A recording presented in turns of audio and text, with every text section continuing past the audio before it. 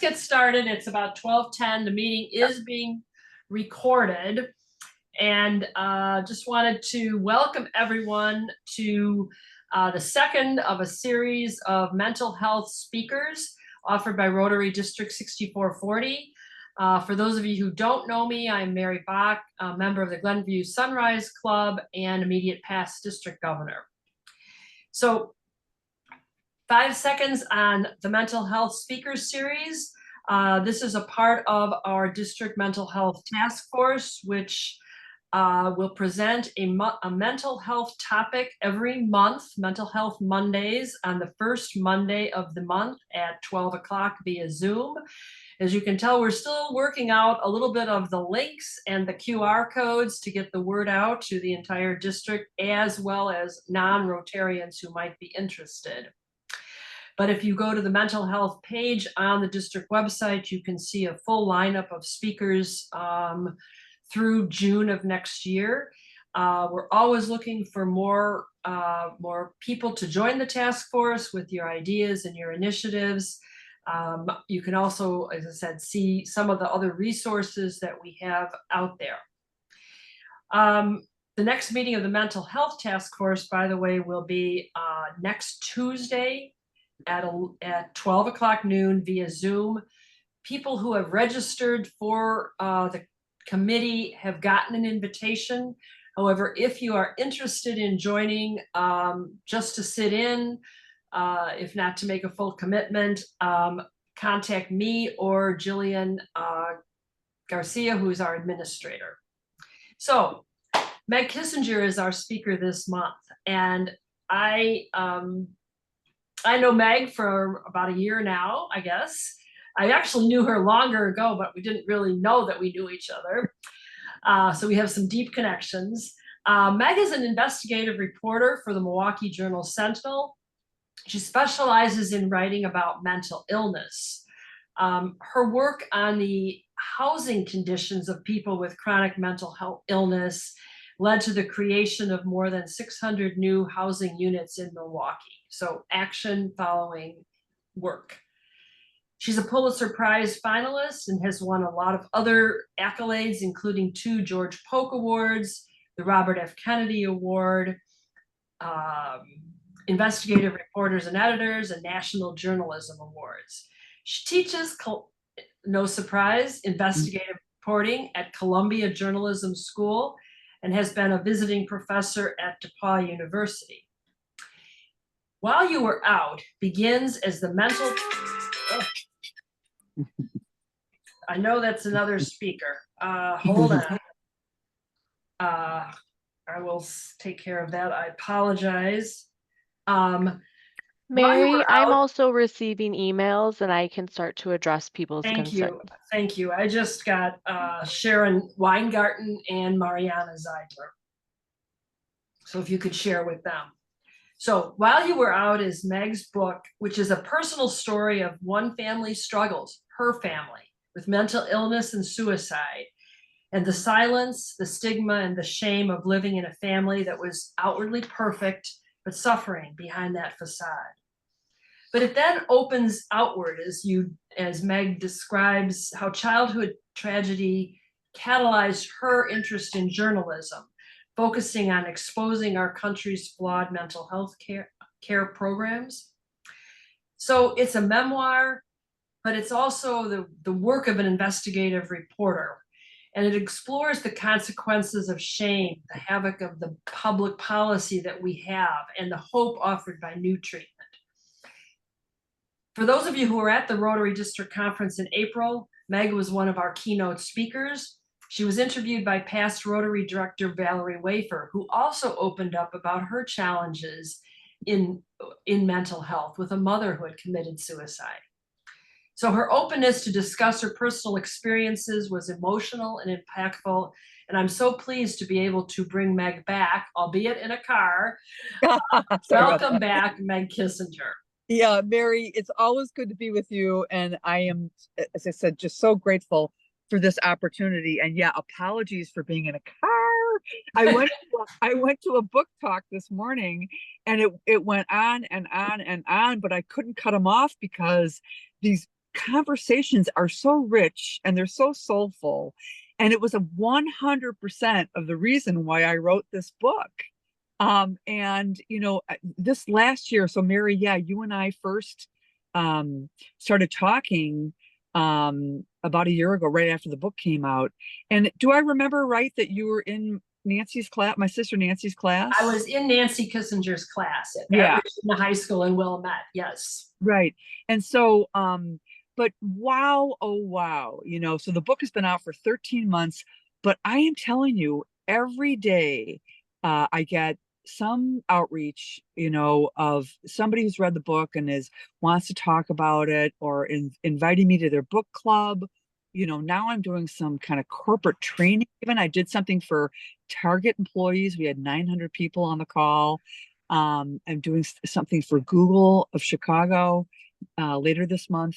So so it's just a privilege and a joy to have this wonderful platform. And I'm especially grateful to Rotary, for making mental health awareness, the annual, your real focus this year. So I never in my wildest dreams, growing up in a time when we didn't talk about mental illness, I never would dare to allow myself to think that we could be having these kinds of conversations. So it's always just like an opportunity I relish. And so many thanks for this. Well, thank you. We have about 20 people on the call right now, and I know that not everyone is aware of the book, the context. I alluded to it a little bit. You did. Tell us where we started, where you started. Yeah, sure. So the book, oh, wow. So the book starts with the story. It's in 3 parts, and it's organized around a Mary Oliver poem. So the great poet Mary Oliver wrote a poem called In Blackwater Woods. And just a little explanation. Even though I'm a hard-bitten newspaper reporter, I don't know that much about poetry, but somebody called this poem to my attention and it just spoke to me. The last stanza of the poem is this: to live in this world, you must do 3 things. Love what is mortal, hold it against your bones, knowing your whole life depends on it. And when the time comes to let it go, to let it go. So that's really the story of my family. And by that, I mean, I grew up in this great, wonderful, loving family in Wilmette, Illinois, and we were baby boomers. So my parents cranked us out, 8 kids in 12 years, which was very typical of that era. And I'm the 4th of those 8 kids. And it became very clear pretty early on that there was something strange, something out of the ordinary about what was going on in our family, but we didn't know how to talk about it. And what it was depression and bipolar, again, words we never used, but, behaviors that were out of the norm and, punctuated, I think, or begun really by my mother, who struggled with depression and the toll of having those 8 kids in 12 years, with postpartum depression. So, so my curiosity was piqued early on about, what it's like to have illness among us that we don't know how to talk about. And then, Mary, as you know, my sister Nancy got very ill in high school with what we now know to be bipolar.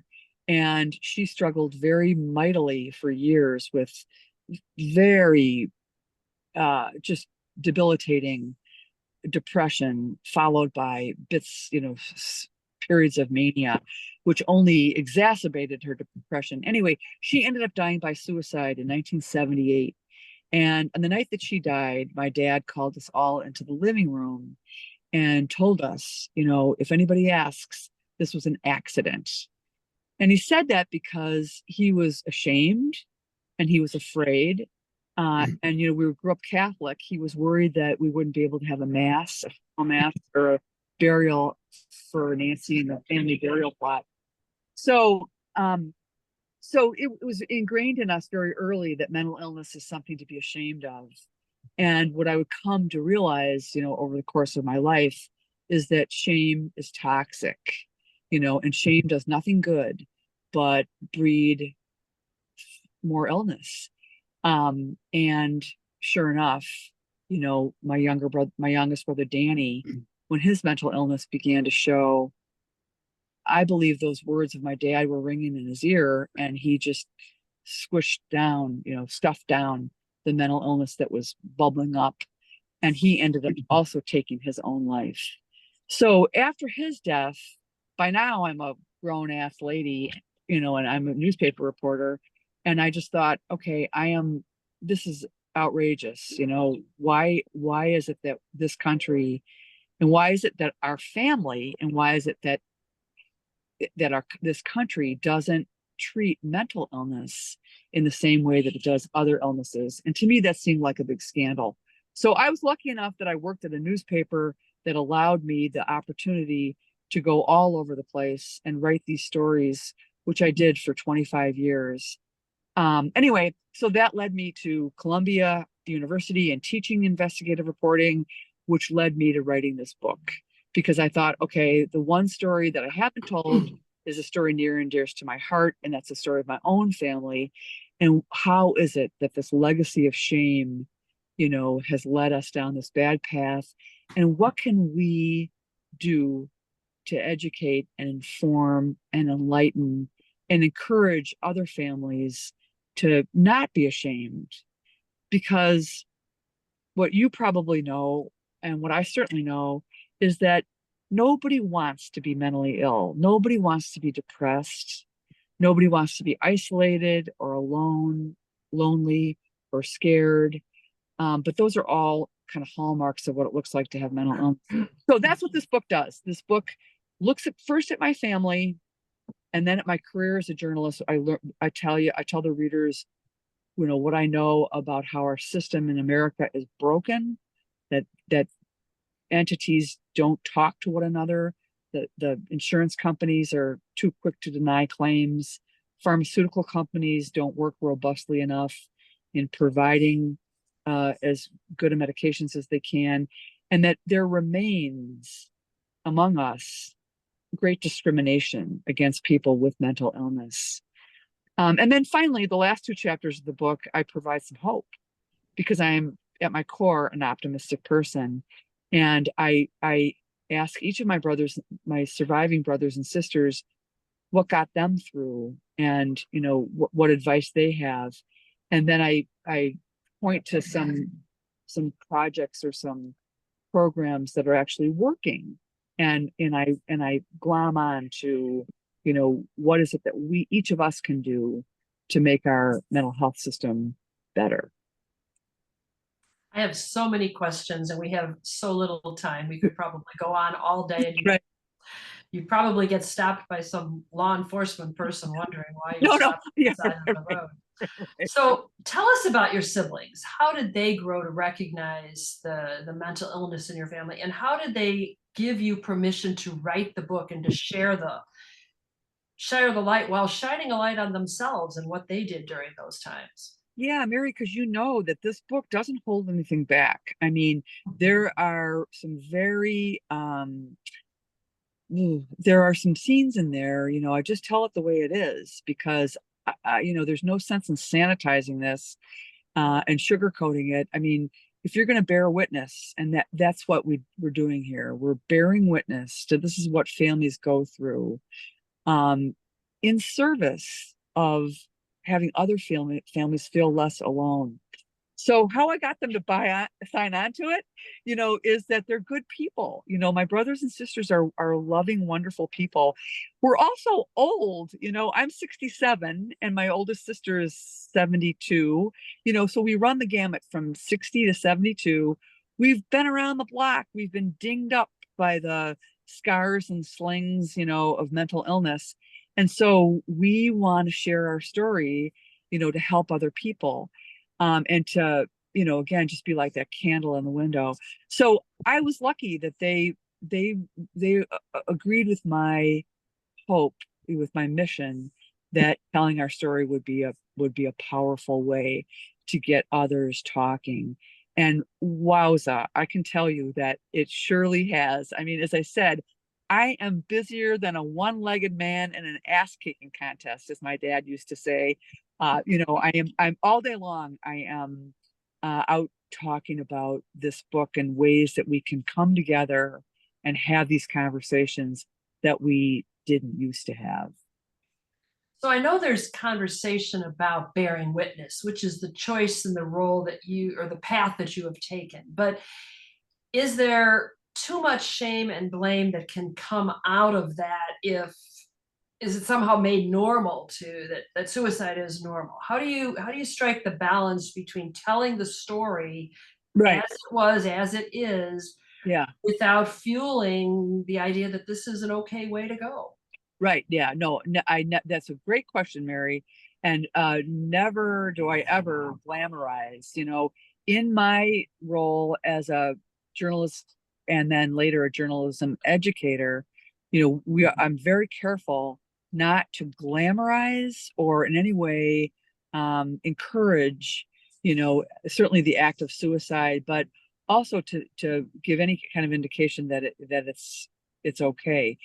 Um, but because there is legitimate concern about like a contagion effect, and this is meant to show kind of the opposite, the terrible pain and the suffering for those left in the wake of suicide. Everything, when I was putting this book together, everything had to be in service of the theme of the book. So the theme of the book is that shame is toxic and nothing good comes from shame.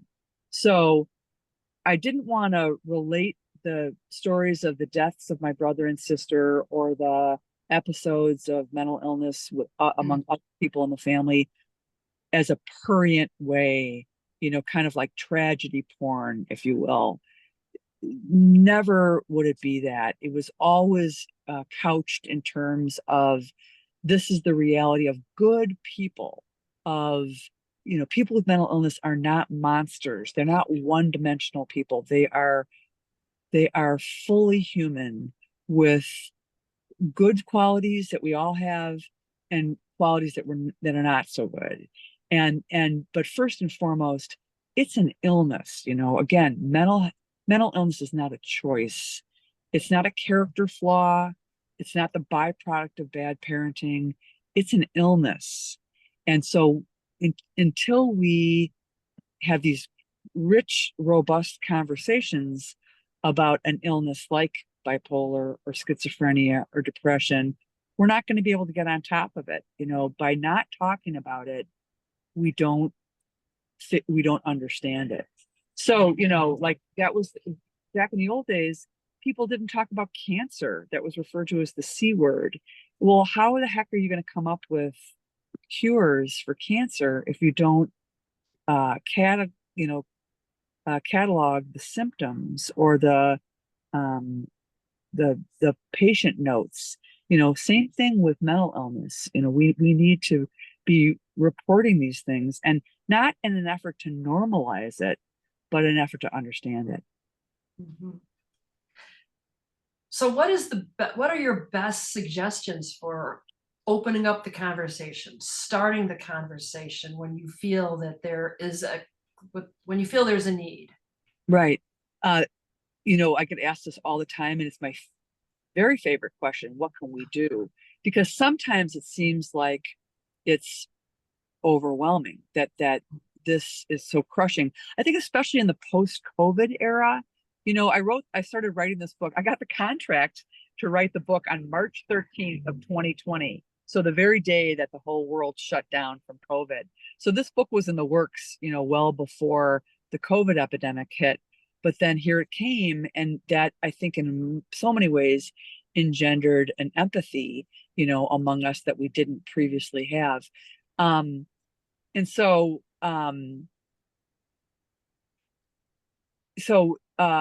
what we can do, and it sounds so simplistic, but it's very fundamental, and nothing can move forward without doing this. And that is to learn the language, to learn how to talk with one another about how we're feeling. Now, I always say, very clearly, I am not a mental health professional at all. Like, I am a journalist and I'm a family member. So I can give my own testimony, and I can tell you what I went through, and I can tell you what I learned as a journalist, but I can't give advice on how you can behave. I mean, we need medical professionals to do that. But what we can all do is find the courage, find the grace, and find the humility, to talk to one another about how we're doing. So, suicide is a terrible animal that, many people who die by suicide have mental illness, but not everybody. Some people choose to take their own lives just because they're upset about something. The expression is that it's a permanent solution to a temporary problem. Sometimes those problems aren't so temporary. Sometimes that people have lifetime serious mental illness, like my brother and sister. But sometimes it's just somebody broke up with their boyfriend, or they got fired from their job, or something, their dog died, and and they act rashly. So we need to, I advocate for us finding ways to look out for one another. It's a golden rule, do unto others the way that you would have them do unto you. And I don't think it's any more complicated than that, that if we can begin by finding ways and taking the time to talk with one another and offer a kind ear, and a gentle word of encouragement, it's a good start. Good start, and thank you for that. So at the legislative level, at the operational level, you spent a career almost putting together reports on what is failing in our mental health system. Right. What's the progress to date to help that, besides raising the awareness and erasing the stigma? What are we doing that's working, and what's, in your opinion, not working? Sure. So love this question too, because yes, we need to really put muscle behind our words. So number one, the Mental Health Parity Act passed a long time ago, 2010, but it was given really no teeth. And it was just strengthened. The Biden administration strengthened it this spring, early summer, with measures that the federal government could impose to make sure that people are getting equal access to mental health care as they are to other forms of illness. But that remains to be seen, how fully that is being followed through. And so what people can do is, yes, insist that insurance companies indeed do provide coverage for mental health care. Many of them cap it at 10 visits or a 45-minute visit. A lot of providers don't even take insurance. Most psychiatrists in New York City don't even take insurance. So that means that their care is only offered to people who can pay out of pocket. So $300 an hour or whatever it is, ridiculous. And it's not just in New York City, it's everywhere. So more pressure needs to be exerted on mental health providers, that they either take insurance, and then pressure on the insurance companies that they cover it. Ditto for pharmaceutical industry. The medications really haven't improved very much over the last 40 years. And so, more agitation for them to improve their medications. So the biggest thing is the access to care. So the demand for mental health care is through the roof. But not so the access. So let's find ways to get more people into medical colleges and, pursuing degrees or residencies in psychiatry, but even lower level than that, other kind of mental health professionals training. There's some great programs out there for like librarians and bus drivers and barbers, people who come into everyday contact. Not that they're like little mini psychiatrists, but training people for how to have good conversations and how to help them understand, to steer them to better help. Faith communities, synagogues, mosques, churches, let's train our faith communities to be more vigilant and responsive to people who are suffering. We do have quite a few speakers in the coming months who work with students. Talk about where the schools are that you've experienced. Yeah, they're starting to get, there are programs at the very primary level. I just know personally, I'm very proud of my daughter. My daughter Molly works at Tufts University in Boston. Her job is to work with first-year students whose mental illnesses are, maybe coming on strong in times of stress, their first time away from home. And so a lot of schools now, universities are very aware, both for for the good reasons, because it's the right thing to do, but also wisely a good business move because they want to keep their students enrolled. So I'm heartened to see a focus on addressing that at the college level, but it really begins in kindergarten. So good programming for little kids to understand, if you don't feel well, here's how you talk about it, and tell a grown up. And so incorporation in the curriculum is very important. I live in Milwaukee, Wisconsin, where right now the public school system is so challenged. They've declared bankruptcy. So, they're cutting programs right and left, art programs, music programs. So I worry that mental health programs will go on the chopping block. But really, kids can't learn if they're not feeling mentally well. So it's really fundamental. I would like to take some time to open the floor for questions from some of our participants. Anything you want to ask, Meg? Pat? Yeah, Meg, I just wanted to let you know you have been in my ears since last Wednesday. I downloaded your book. Okay. I literally at 10 minutes to 12 got done with it. So I feel like you're my sister. Oh, thank you. How do you like my Midwest accent? Oh, I love it. I didn't even recognize it. Just sounds like me. Congrats. Thank you for listening. Well, I'm wondering, you talked about education for people, how to help them have these conversations. And I'm wondering if there's something that we could do in Rotary, maybe even something that could go out to the clubs, like a presentation or something like that, to train the people in the clubs how to have these conversations. That's awesome. That's a great idea. I'm going to be in Glenview it was going to be at the library. So on Saturday, November 16th, the Glenview Library is sponsoring. This is an amazing thing. I actually got tears in my eyes when they told me about it. They originally just asked me to come speak about the book. And then I said, you know what?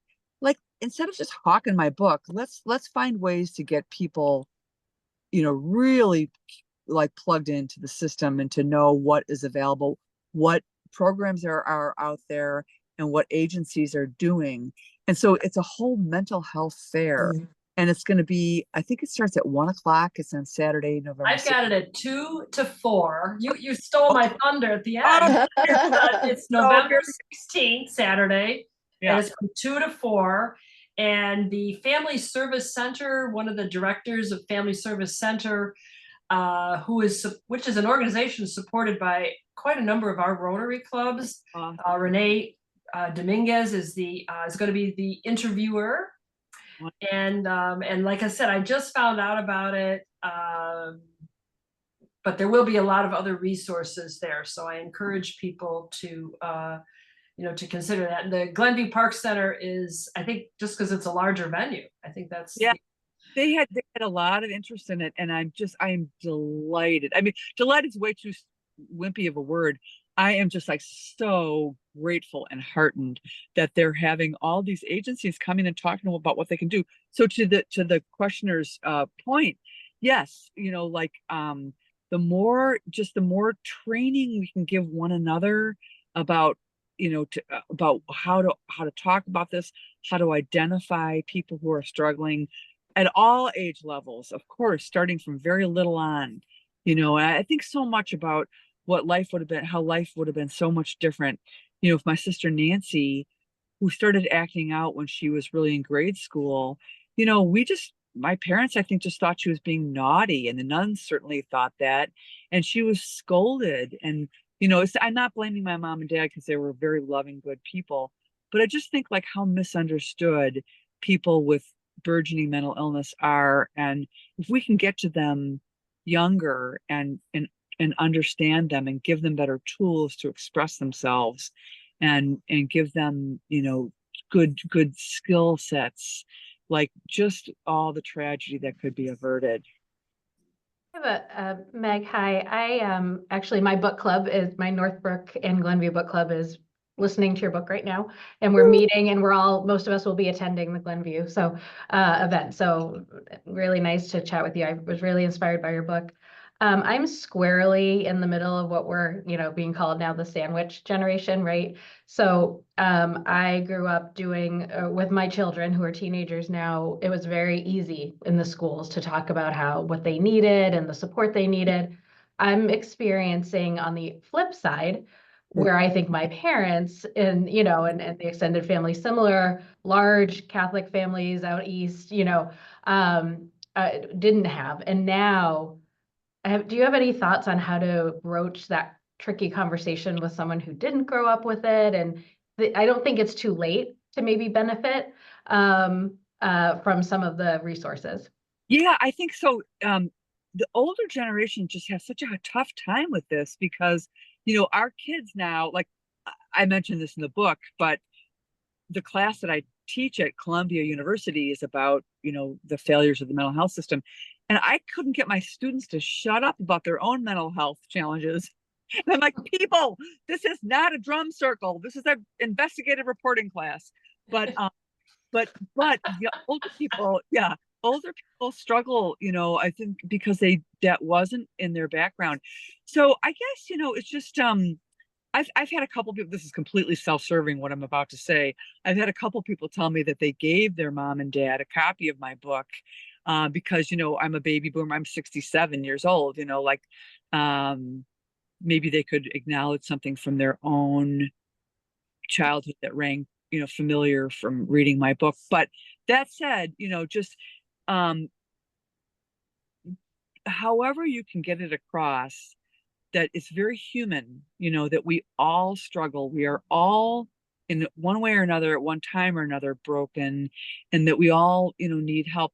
It took me for friggin' ever to get my own butt into a therapy chair, and it's ridiculous. I was 62 years old before I, got any kind of regular help from a therapist. How dumb is that? After losing a brother and a sister to suicide, like it still took me all that time to get in there. But those old prejudices, remain. And I thought like, oh, I could just do this with enough exercise and prayer and healthy diet, whatever, a couple beers here and there.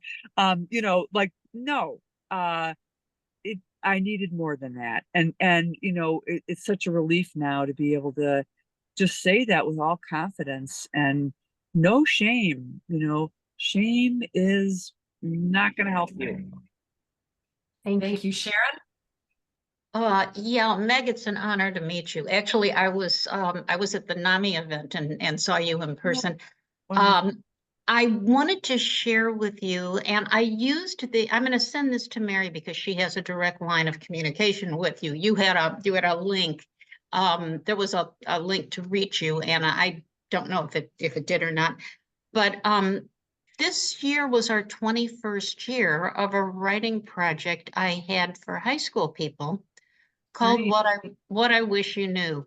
And that's been used all over, and it's Mariah Carey songs, and don't go looking it up on the internet. It's mine is called What I Wish You Knew Conversations. But my point, and the reason I'm taking a minute here, is kids were invited to express themselves anonymously, to take Yeah. away the stigma anonymously, and they did, and they gave permits for portions of their writings to be shared, in which I created a little self-published book. It's not a big volume, but what its purpose is, and it's finally being used for, is to share with parents. These are pages our kids have written, and if you could take a page and ask your child, what do you think of this student who talked about having been raped? What do you think about this child who's going through this and that? And they weren't all, they were young teens. These were kids from 8th through the oldest was first year college. I mean, We have about 1,000 essays, and maybe someone can grow that into just talking points. Just when you say keep the lines of communication open, they need to be open to what? It's like saying seek help. What is the 800 number? I don't know. You know, something Yeah. specific. If you look at page 47, you can maybe recognize that's a child your child might a problem your child might struggle with. So wow. that's I'm gonna shoot my little website over to Mary, and hopefully she can share that, and to Renee. I know share That's that with you. amazing. I would love to read that. I would love to read those things. You know, as you're talking, I'm thinking like that would be such a powerful podcast. You know, wouldn't that be so cool to also have the students read that and then have it be you know, like a StoryCorps thing, like kind of archive. Yeah. Exactly. We have done that. But it's been small, and it's been in local suburban public libraries in Chicago. My intent was to see this be useful in lots of families who don't know how to broach a heavy conversation. That is a beautiful exercise. Thank you for what you do. And yeah, like, great. That's cool. Because you know what? When these heavy duty things get stuffed down you, you know, I like that. It just, bad things happen. Like, that's why I think I was able to write this book is, you know, I had my outlet to write as a journalist. That was a godsend. It was a lifesaver for me. I can't imagine, you know, going through all this without having some positive way to vent, or an outlet of some kind. So what a beautiful service you have provided. Would Yeah. sharing this link with Mary to share with you or anyone else be the way to go? Yeah, love it. Bring it on. Okay. Okay. Let's share it, and let's think about what great things might come from that, Sharon. And I want to also recognize Sharon. Other than Meg, she has carried all of the work of finding our speakers every month, and she's doing a yeoman's job. I happen to know Meg, so I squeezed her in November, Mental Illness Month. Right. But if there are no other questions, oh wait, Mike. Is there any positive trends, positive movement forward related to social media and children? Mike, way to throw me a curveball there at the last minute. You know, I mean, I social media is such a sticky wicket. Oh boy. I mean, there are good things about it, you know, but there's so many bad things about it with young kids, you know, and chief among them is the whole like false front, you know, like outdoing one another and preening and, you know, just one-upping, and how kids end up feeling so inadequate. I just heard this report 2 days ago on the radio that said you know, the longer you're on social media, the higher your levels of anxiety and depression are. So you know, when kids are in front of a screen now, they say, you know, aside from homework and stuff, they're on there more than 4 hours a day. And anyway, so that's all, I guess, a long-winded way of saying I haven't heard of anything terribly helpful or positive vis-a-vis the mental health of kids when it comes to social media. You know, except that maybe sometimes there's ways for them to find friends, but it's yeah, it's a tough one. It needs to be much more regulated than it is. That is, if you don't mind my interjecting, that is our topic for January 6th. We have a student, that was our writing topic, and we have over 100 writings on teens and tech. And on January 6th at noon, we are going to be having a student and from Stevenson High School and a principal who is a social worker from New Trier High School are going to be presenting right here on this Rotary Zoom First Monday series. That's great. Yeah, that was the topic, and 94 children responded to teens and tech. I say children, they're teens, preteens, to the topic of what I wish you knew about teens and technology. Every year we put a little addendum on that. The website's called What I Wish You Knew Conversations, and the conversations is in caps. 94 kids wrote in, I don't know the number of days, but it was not much over a week. There were that many submissions on that topic. I'm so curious to see what they had to say. Yes. Yes. So Well, that one's not in the printed book, but for 21 years, we've had various other topics, a different topic each year. And yeah, they've written, I have a lot of information that if compiled properly and more professionally than I did, could be something very useful to someone like Meg.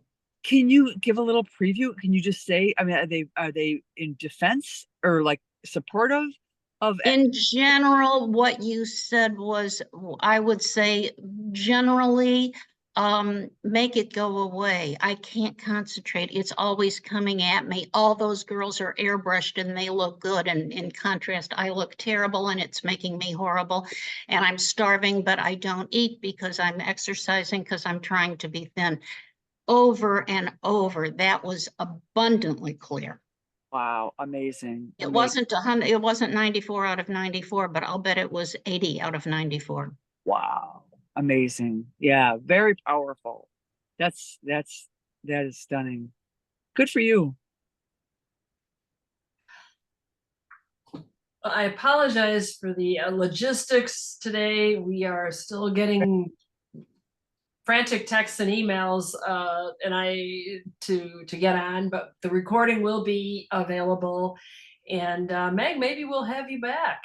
Mary, I love it. You know, I cannot stop talking about this because I so much every calorie of my body. So thank you. I appreciate that. And I know that everyone here does as well. So read the book if you haven't read it. And there's a number of people that are working on that or working through the audio book. Come see Meg in person at the Glenview Park Center on November 16th from 2 to 4. And she also has a website which talks about other events coming up. So that is megkissinger.com.